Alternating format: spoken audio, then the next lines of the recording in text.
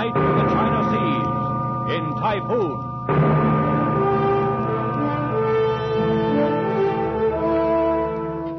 The Columbia Broadcasting System and its affiliated stations presents Escape, a new series of programs of which this, the fourth, is Typhoon by Joseph Conrad, produced and directed by William N. Robeson.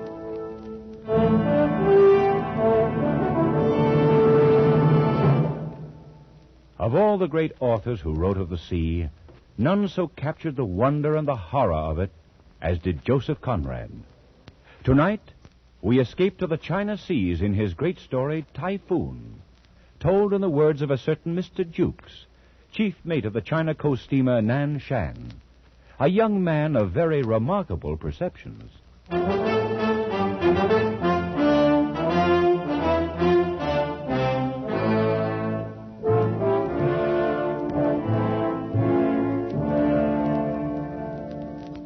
I've been sailing the China Sea long enough to see some strange and terrible things, but nothing as bad as that was. Why, God himself forgot us, and the whole blinking universe set out to do us in that night. It was the... Oh, but that comes later. I guess you can't really understand what happened on board the Nan Shan without knowing something about our skipper, Captain McWhirr. Stupid McWhirr, I called him. And after sailing with him for 3 years, I ought to know what I'm talking about. Why, I tagged him right off, first day he came aboard to take command. In Liverpool it was. And Mr. Siggs, who was one of the owners, was showing him around the deck. There's no more modern ship afloat. I might say again that you've come to us very highly recommended, Captain McWhirr. We've a great deal of confidence in you. Thank you, Mr. Siggs. She's a brand new ship and a good ship. There's no reason why you shouldn't continue in command of her as long as you like. Well, that's fine. She'll be the smartest thing afloat in the China trade. Why, she's put together like a Swiss watch. Precision built from stem to stern. Wait, just a minute, Mr. Siggs. What is it? That lock. Lock? What lock? Here, on the cabin door. What about it? You'll notice how it's been set in the frame, somewhat cocked at an angle. The ship starts rolling a bit, and the first thing you know, it snaps open and leaves the door swinging. It really should be fixed, Mr. Siggs.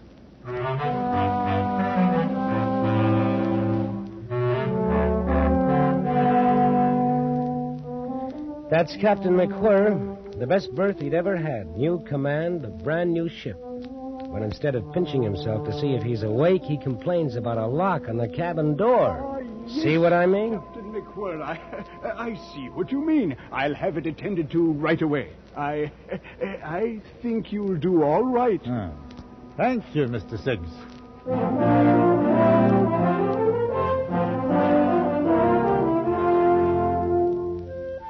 Well, everybody knows what the China coast is. You haul out of Bangkok for a quick run up to Singapore and then shove off for Hong Kong. 2 days ashore, you do it all over again. 3 years of it. 3 years of heat, smells, weather, copra, silk, and tea. Along in there somewhere, the owners decided to transfer the ship's registry to the Siamese flag. Don't ask me why. They just did, that's all. Anyway, I can tell you I didn't like it. When you grow up under the Union Jack, you figure to go on sailing under it. Not that the skipper, of course, could understand that kind of a feeling. Oh, no. Not old stupid McWhirr. Aye? What is that, Mr. Jukes? They just sent the new flag out from shore, sir. Here it is. Oh, fine, fine. Unroll it. Let's have a look. Ah, yes. In my opinion, sir, it's a queer kind of flag for a man to sail under. Oh? And what's the matter with it? Well, it just looks queer to me, that's all. Well, now, let's see. A white elephant on a red field. Oh, just a minute.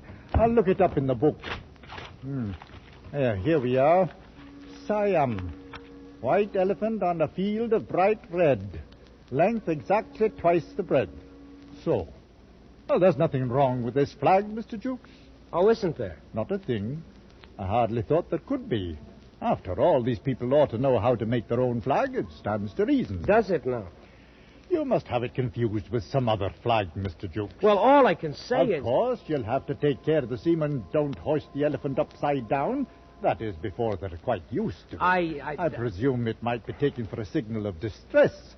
And in that case, well, the way I see it, that elephant stands for something like the nature of a Union Jack in the British flag. Oh, you think so? Well, it's like a bloomin' Noah's Ark. That's what it is. Mr. Jukes. I'm sorry, sir. I can't see where the color of a flag could anywise affect the navigation of a ship. All right, sir. I'll instruct the hands. It'd certainly be a most distressful sight to see that elephant hoisted upside down.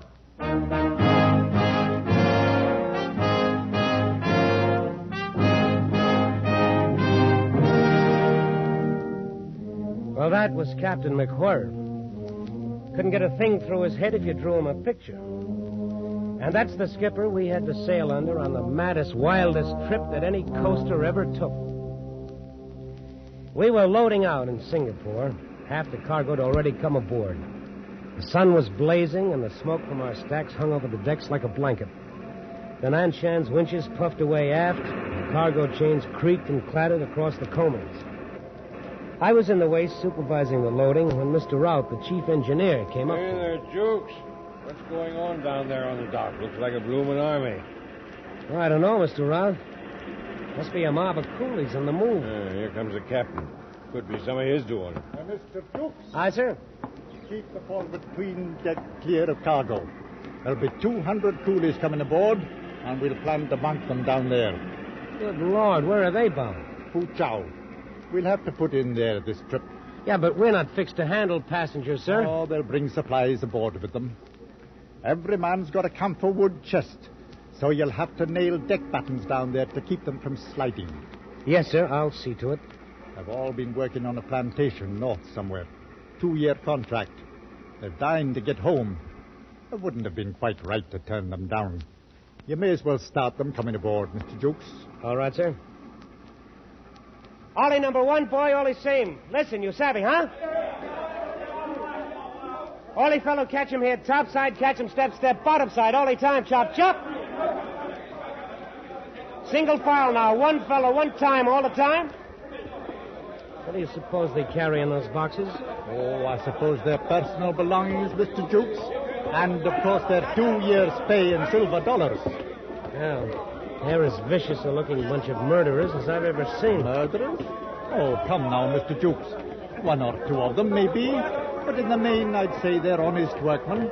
Have to be to stick out a 2-year contract on one of these plantations. Just the same, sir. We'd better not take any chances. No, I checked the lading weights carefully, Mr. Jukes. We can carry them without any overloading at all. I mean that... All right, sir. I'd better go hide the silverware in the officer's mess. He's a hard lad to understand sometimes.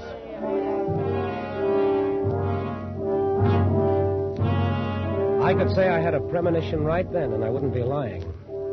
Anyway, that's how it started.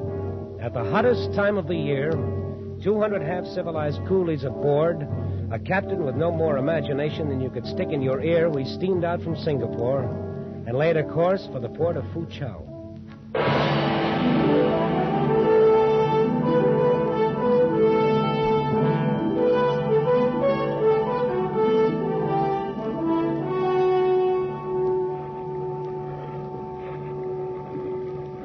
Jukes, I don't like it. I don't like it a bit.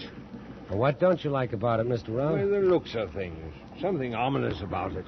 Oh, there's a bit of a swell running all right. There's not a breath of wind. It's uncommonly hot, that's all. Gives a man the jumps. You're as bad as the second mate. He's been groaning around like the voice of doom all day. Well, I don't know. Mr. Jukes! Oh, that's the old man. I'll see you later. Keep your steam up, Mr. Rowe. Calling me, Captain? I was, Mr. Jukes. What was all the long conversation with Mr. Rout? Oh, why, nothing much, sir. I didn't see any harm in talking a bit. I'm not on watch, you know. Oh, no, nothing wrong with it, nothing at all. I just wondered what you could find to talk about. Well, different things. I don't know. I've seen people on shore sit around a table and talk for 2 or 3 hours. I never could understand it. It's just conversation, that's all, about nothing in particular. Seems pretty silly. Well, you've noticed the barometer, no doubt? Yes, sir, it's dropping. Falling fast. Quite low now. Take a look. I'll say it's dropping. Bad time of the year for that sort of thing. Very bad. Anything you want me to do, sir? Oh, no. Must be some uncommonly dirty weather knocking about somewhere. Eh, Mr. Jukes? Yes, sir. Well, that's all. Just thought you ought to know about it, that's all. Carry on, sir, carry on.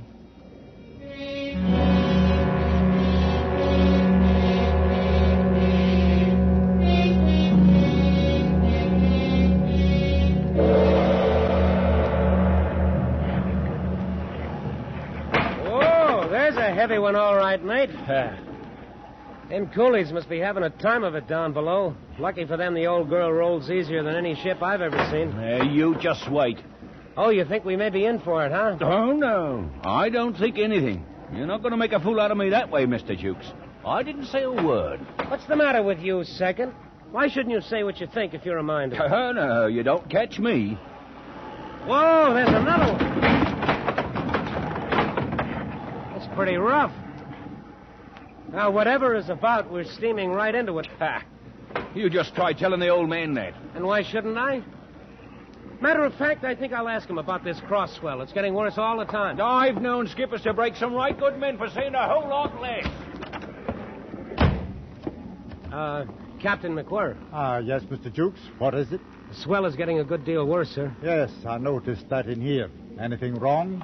Well, I was thinking about the passengers. Huh? What passengers? Why, the coolies, sir. Then if you mean coolies, say coolies, Mr. Jukes. A man ought to say what he means. What about the coolies? She's rolling her decks full of water, sir. I thought you might want to put her head at the swell for a bit. Until this goes down, of course. So that's it, eh? Put her head at the swell, 4 points off the coast. Well, it's just for a while, sir. A swell as high as this can't last long. That stands to reason. Mr. Jukes, take a look at the barometer. Good Lord. Yes, exactly. It's a dead calm outside, isn't it? There's not a breath of air stirring, sir. Only that cross swell. I've been reading in the book here about storms. Funny thing. If a man believed everything written down here, he'd spend half his life running to get behind the weather. If I was to go by what this fellow says, I'd alter my course and come booming into Foochow from the north. 4 days late, 300 extra miles in distance, and a pretty bill for coal on top of it. I tell you, Mr. Jukes, if I knew every word in here was gospel true, I couldn't bring myself to do that. No, sir, I guess not. And how's a man to know if the book is right? If you dodge around a spot of dirty weather, how do you ever find out it was there in the first place? Answer me that. No, Mr. Jukes, there's things that a man can't get from books. I've thought it all out this afternoon. We'll hold her steady as she goes. Whatever you say, sir. You're the captain. I guess I'd better write up the log. I'm going on watch. Good. I dare say we're heading into something a bit out of the ordinary. Call me at once if anything shows up in the night, Mr. Jukes. All right, sir. I'll see to it. And, Mr. Jukes. Yes, sir. If you're going into the chart room, please close that blinking door. I can't stand to hear a door banging. Yes, sir. 8 p.m. Swell increasing. Ship laboring heavily and taking water on all decks. Still a dead calm and very hot. Batten down the coolies for the night. The barometer is still falling. All appearances indicate an approaching typhoon.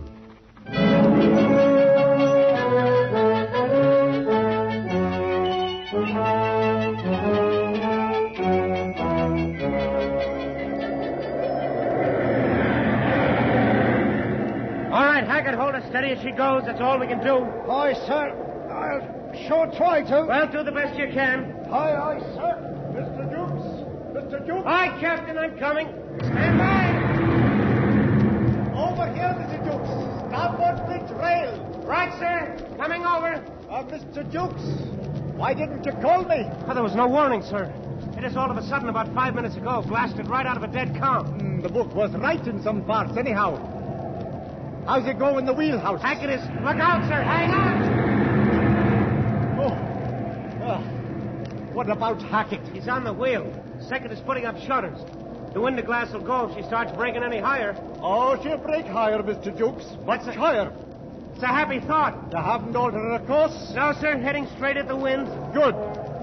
Nothing else we can do, Mr. Jukes. Understand? Yes, sir. Some things a man can't find in books. Just keep her at it, that's all.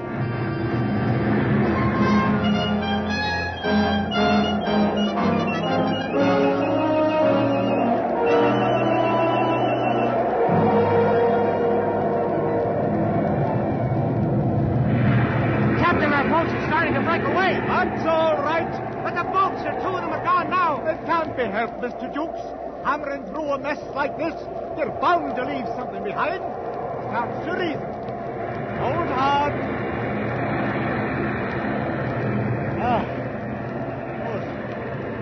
She's still rising, all right. That one broke over the wheelhouse. We're done for sure. What's that, Mr. Jukes? You say something? I said. Is there any chance at all, sir? Can she live through it? She may. We can hope so long, at least. She's a good ship. It's all a man can ask. What's that? Somebody yelling? Below us on the foredeck, sir.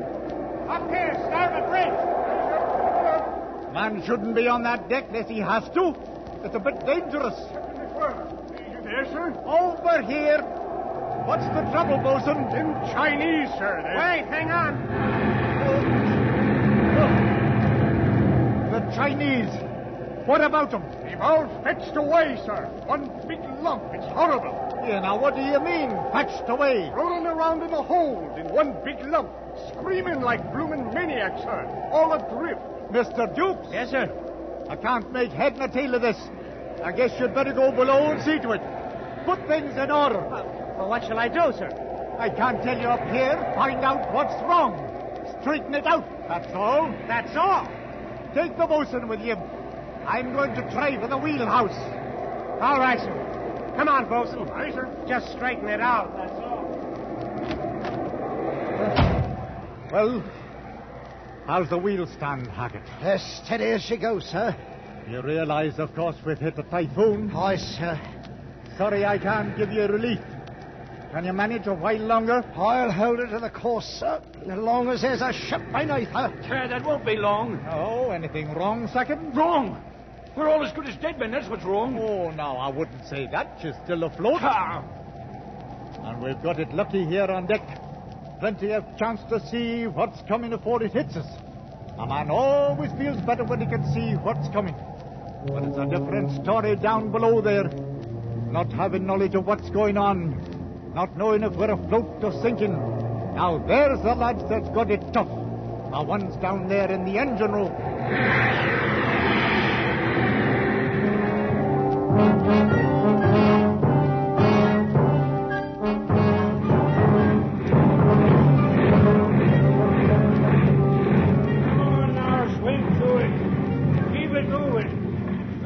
Now for the steam to drop.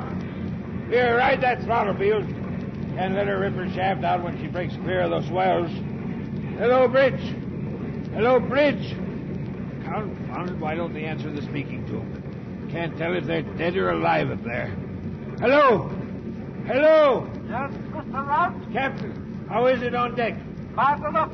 It depends mostly on you. Well, so far so good. We're holding a full head of steam. Good. We'll need it. Don't let me drive her under, sir. Have to take a chance. Can't see 20 feet up here. Got to keep moving enough to steer. I understand, sir. Count on us.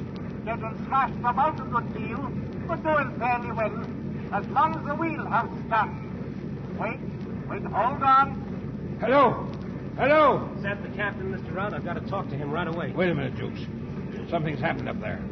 Hello. Hello, Bridge. You still there, Mr. Rout? Right. Anything wrong, sir? No, not now. The second mate's lost, though. Overboard? Oh, no. Lost his nerve. Awkward circumstance. Had to knock him out, too. Too bad. You hear that, Jukes? Yes, let me talk to him. Captain, Jukes here. The bosun and I just took a look at the tween deck. It's them bloomin' foxes, sir. They've all broke loose and smashed to bits. And the coolies are fighting like crazy men for them silver dollars that's rolling around. Fighting? We can't have fighting on board, Mr. Jukes. There are 200 of them, sir. They're all trying to kill each other. I can't have it, Mr. Jukes. Put a stop to it at once, do you hear? Put a stop to it? How? They're crazy mad. They'll kill anybody that came on that deck. You're second in command, Mr. Jukes. Use your authority. Make it clear to them. We simply can't have fighting. Make it clear to them? Oh, yes, sir. After that, you'd better gather up all the money. I can't have it lying about on the deck. Get the bosun to help you. Wait. Here it comes. Gee, Harsaphat. There's the one that does it. That must have swept the deck from stem to stern. Hello. Hello, Captain McWhirr. You all right up there? Everything's all right, Mr. Rout. All the boats and half the starboard rail carried away. Nothing serious. There's nothing to worry about, Mr. Rout. Carry on. Nothing to worry about. Carry on. You're all right, Captain. As you say, sir. Carry on. Carry on? Hey, now. Where you going? Where you going, eh? Where do you think I'm going, you loudmouth old windbag? Out on that deck to get myself murdered. Nothing serious, Jukes. Nothing to worry about. The whole blooming world's falling apart, and I'm out picking up silver dollars. Captain's orders. Come on, Bosun. Don't miss any of them, Jukes. Carry on, boy. Carry on.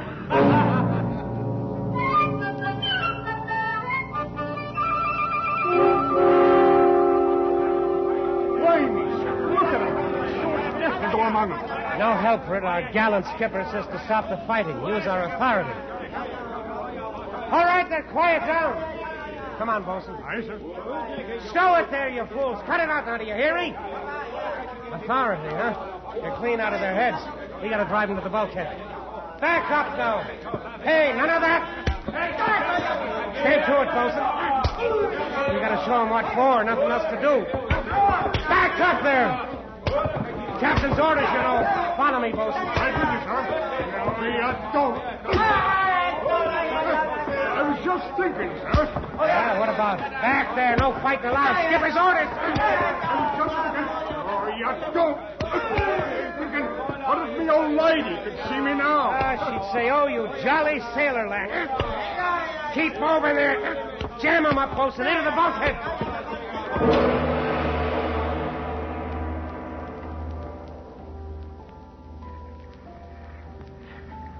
Captain. Where are you, Captain?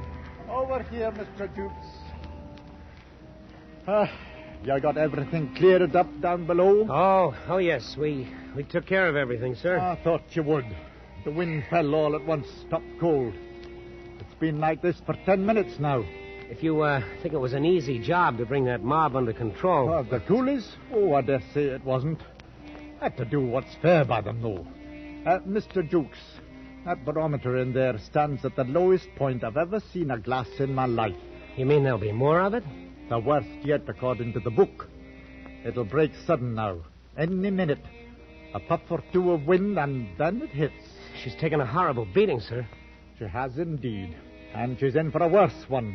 We haven't much chance, have we, sir? She may come through it. She's a good ship. There's the first puff. It'll hit us hard when it comes. You left them pretty safe, did you? The coolies? We strung lifelines, gives them something to hold on to. Good. I'd like to give them all the chance we can, whatever happens. Oh, they'll be all right, sir. I broke out rifles. Paraded the crew, put them to guarding all the companionways leading off the 'tween deck. You armed the crew, Mr. Jukes? Oh, sure. We won't have any trouble with them now, sir. Mr. Jukes, please have those rifles returned to the magazines at once. What? There'll be work for every man aboard in a few minutes. I can't spare seamen to stand around and hold rifles when it isn't necessary. Isn't necessary? Don't you realize those savages will think we stole their money? But they'll tear us to bits if they ever get out of that deck. Oh, I think they'll understand we're dealing fair by them. Collect the rifles, Mr. Jukes. Captain, it's suicide. The best thing we can do is turn the whole mess over to the authorities in Fuzhou. If we ever get there. Well, I don't know. I figure that when anything happens on shipboard, it's up to me to settle it on shipboard. Part of the duties of commanding a vessel, Mr. Jukes. I've no doubt I'll be able to reach an understanding with these men later. Understanding? You ought to have seen him a while ago when me and the bosun was down there. Lost their heads a bit, I guess. No wonder at that when... Here she comes. Pick up those rifles, Mr. Jukes. And something else. Yes, Captain. If anything happens to me, you'll be in charge. Only advice, keep her facing it. Best way to get through, facing it. That's enough for any man. All right, Captain, I'll remember. And one thing more, Mr. Jukes. Yes, sir. Something that always helps at sea is to keep a cool head. Just keep a cool head, Mr. Jukes. Oh, no, keep a cool head. A stitch in time saves 9 a rolling stone. What in the name of heaven do you do with a man like that?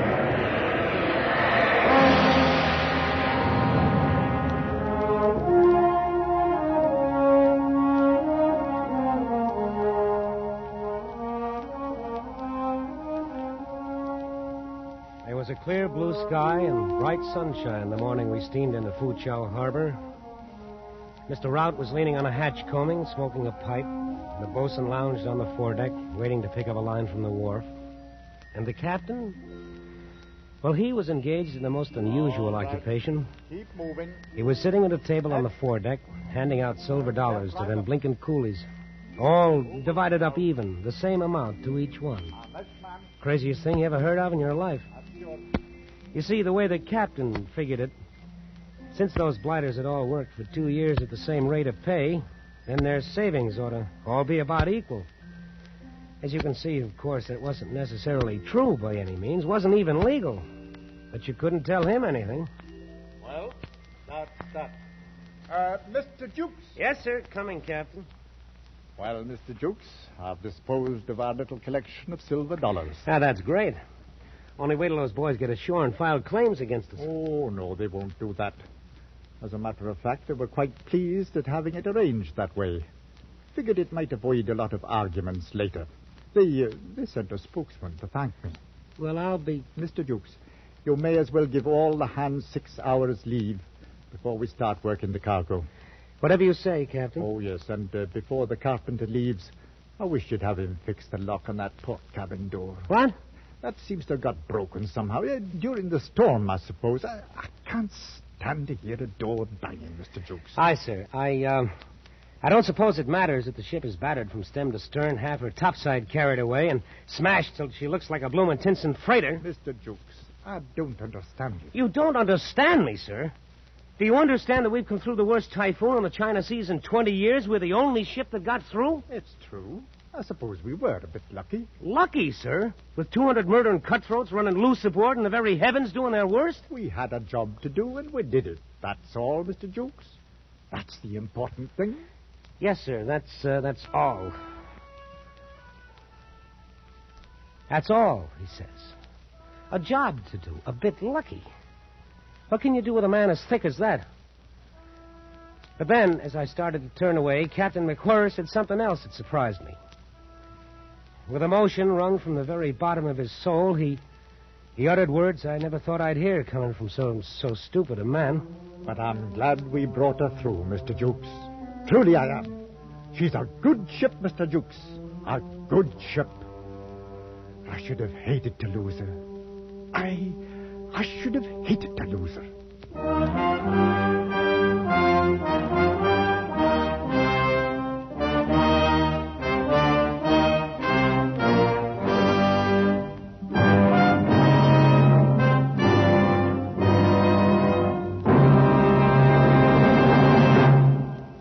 Typhoon by Joseph Conrad was adapted for radio by Les Crutchfield and produced and directed by William N. Robeson, with Frank Lovejoy as Jukes, Raymond Lawrence as Captain McWhirr, and Cy Kendall as Ralph the Engineer.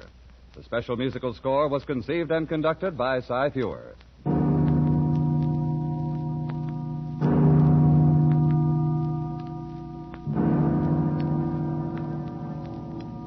Escape is presented by the Columbia Broadcasting System and its affiliated stations each week at this time. Next week, we invite you to escape to Paris of 500 years ago in Robert Louis Stevenson's story of a fascinating adventure, The Sire de Maltroit's Door. And so good night until next week at this time, when again it will be time to escape.